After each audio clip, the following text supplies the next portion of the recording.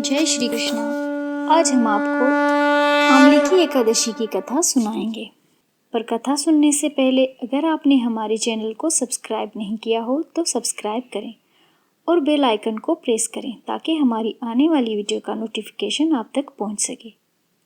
धर्मराज युधिष्ठिर ने श्री कृष्ण भगवान से पूछा, हे प्रभु, फाल्गुन मास की शुक्ल पक्ष एकादशी का नाम क्या है और उसका पालन कैसे करना चाहिए? श्री कृष्ण भगवान ने उत्तर दिया कि हे धर्मराज, प्राचीन समय में राजा मानधाता ने भी विशिष्ट मुनि से ये प्रश्न किया था और मुनि विशिष्ट ने उसे उत्तर दिया कि फाल्गुन मास की शुक्ल पक्ष एकादशी को आंवले की एकादशी कहते हैं। उस दिन विष्णु भगवान के सहित उनकी प्रिय आंवलिका के वृक्ष की पूजा भी की जाती है। उसका कारण है एकादशी की उत्पत्ति। एक दिन भगवान विष्णु की थूक से चंद्रमा के समान एक बिंदु प्रकट हुआ। वो बिंदु जब इस पृथ्वी पर गिरा तो वो आंवला के वृक्ष की उत्पत्ति हुई और उनके साथ यक्ष, गंधर्व, देवता इत्यादि की भी उत्पत्ति हुई।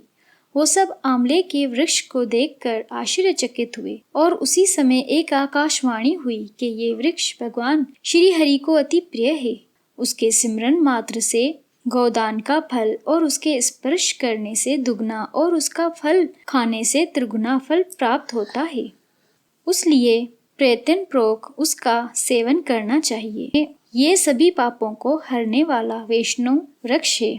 उसके मूल में विष्णु और ऊपर के भाग में ब्रह्मा, स्कंद भाग में भगवान शिव, शाखाओं में मुनि, टहनियों में देवता, पत्तों में वसु, फूलों में मुरुदगण तथा फलों में समस्त प्रजापति वास करते हैं।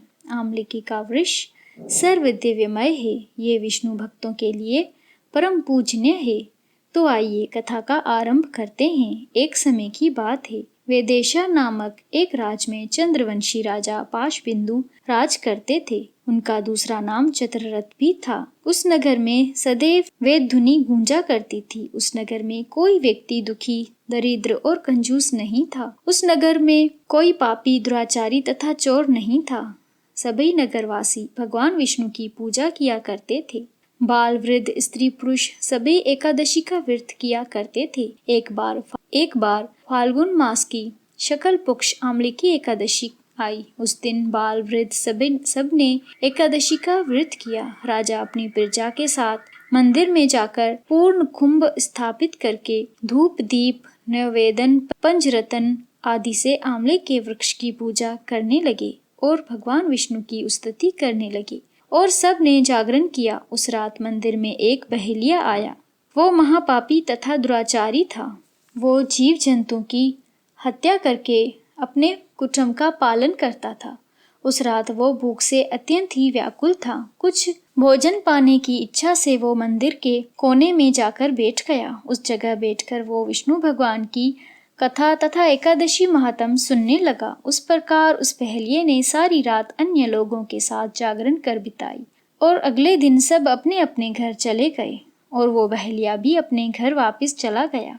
कुछ समय बाद उस बहेलिये की मृत्यु हो गई। उसने जीव हिंसा की थी। वो घोर नरक का भागी था। फिर भी उस दिन एकादशी के जागरण करने और महात्म सुनने के प्रभाव से उसका जन्म राजा विद्रुत के घर हुआ। उसका नाम वसुरथ रखा गया। बड़ा होकर वो बड़ा पराक्रमी और विष्णु भक्त और महादानी हुआ। एक दिन राजा वसुरथ शिकार पर गए।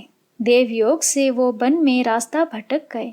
दिशा भटकने के कारण वो एक पेड़ के नीचे सो गया। कुछ समय बाद पहाड़ी डाकू वहां आए और मारो मारो चिल्लाने लगे। वो कहने लगे कि उस राजा ने हमारे माता पिता को मारा और हमारे संबंधियों को नगर से निकाल दिया। हम उसका प्रतिशोध जरूर देंगे और उसे मार देंगे। जब वो राजा को मारने लगे तो राजा के शरीर से एक सुंदर देवी प्रकट हुई। वो देवी अत्यंत ही सुंदर थी। उसकी आंखों से क्रोध की लपटें निकल रही थी। उसने सभी डाकुओं को मार दिया। जब राजा वसुरथ नींद से जागा तो सब डाकुओं के मृत शरीर को देखकर विचार करने लगा कि उस वन में मेरा कौन सा हितैषी रहता है जिसने मेरे प्राणों की रक्षा की। राजा वसुरथ ऐसा सोच ही रहा था कि वहां आकाशवाणी हुई कि हे राजन, भगवान विष्णु के अतिरिक्त कौन तुम्हारी रक्षा कर सकता है। उस आकाशवाणी को सुनकर राजा ने भगवान विष्णु को सिमरन किया और उनको प्रणाम किया और अपने नगर लौट आया और सुख से राज करने लगा और अंत में वैकुंठ धाम को गया। वशिष्ठ मुनि ने राजा मानधाता से कहा कि जो कोई भी उस पावन एकादशी का व्रत करता है वो निस्संदेह वैकुंठ को प्राप्त करता है।